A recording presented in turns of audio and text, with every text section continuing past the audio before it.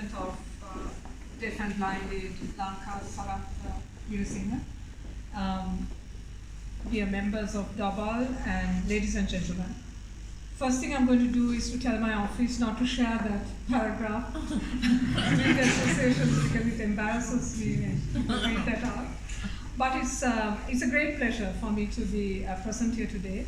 And I'm aware that the invitation was extended for me to be part of this charity lunch to celebrate Founders Day of Dabal about 2 months ago. And it was very much in my schedule.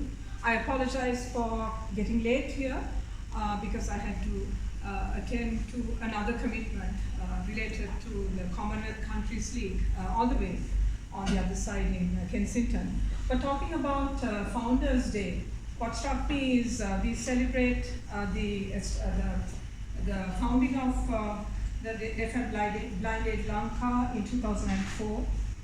2004 or 2005? 2004. I think somewhere, maybe kind of associated with the tsunami or thereafter. And a lot of the founder members who were mentioned are very much with us today, dynamic members of this group, members that I met, and since I assumed duties exactly 1 year ago, they've come and introduced the group and the wonderful work that you're doing. So good luck. It's 15 years and going on 16. I think it's a great journey, and I understand that Lord Lowe also has been associated with the group almost from the beginning, and that's a great journey to be on. And talking about Founders Day at the CCL, Commonwealth Countries League today, we celebrated another Founders Day, which is the beginning of the Commonwealth, the new Commonwealth as we call it, which was founded in 1949. And some of you would know this. This is something that we should be very proud of. Sri Lanka is among the 8 founder members of the Commonwealth. So there were only 8 countries at that time. I think, of course, the UK, Australia, New Zealand, Canada, India, Pakistan, Ceylon, and South Africa.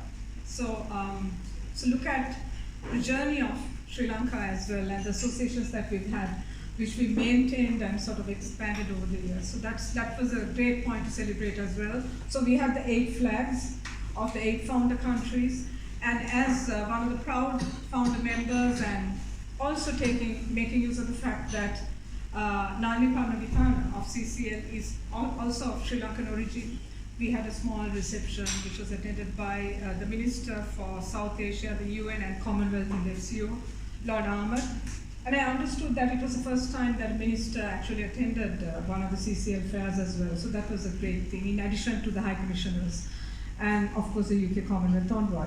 So that is just to show the coincidence of celebrating 2 Founders' Days. Coming back to Deaf and Blinded Lanka, I must also say 1 year on, I think this is the only group that is really supporting differently abled people or differently abled children in Sri Lanka.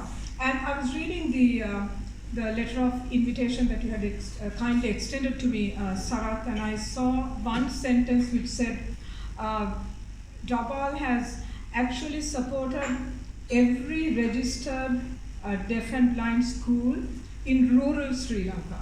And I thought that was a great achievement, because we have a lot of deaf and blind schools.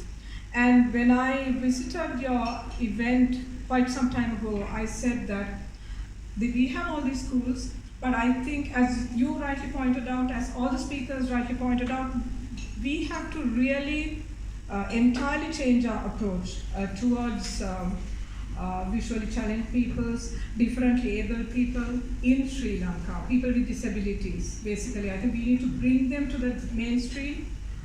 We need to sort of have much more sensitization on how they should be treated, apart from the actual physical help that is being given. I understand that during your support to schools, you also look at lots of physical support and assistance that you need to give, including sanitation, etc. That's all very good. But I think it's also good for us to support Sri Lanka, the world as well, but certainly Sri Lanka in having this conversation, having this narrative on how we bring some of the people with disabilities into the mainstream, how we sort of treat them, how we kind of get them into the workforce, because there are lots of things that they can do. And I see that all the time. When I first came here and I went to get my airport pass, every diplomat or high commissioner has to have the pass. So when I went to the airport to get the photograph, the person who took the photograph couldn't actually speak. So but it was perfectly all right, because really that job could be done so well, and that was sort of, he's one of 20 people in that cubicle, in all those cubicles doing that, and it sort of struck me, in Sri Lanka we need to have more of this. We see the corporate sector, the private sector doing it. So I think as the British Sri Lankan community, and especially going on to the second generation, you mentioned your daughter, 16 years old, as a growing and dynamic British Sri Lankan community, I think it would be very good for you to bring that narrative across also to Sri Lanka when you continue your work in Sri Lanka. So it's a great pleasure for me to be here to commemorate this Founders Day. And thank you once again for the invitation, and my very best wishes in all your endeavors in the future. And rest assured of the support of the Sri Lanka High Commission in your work. Thank you.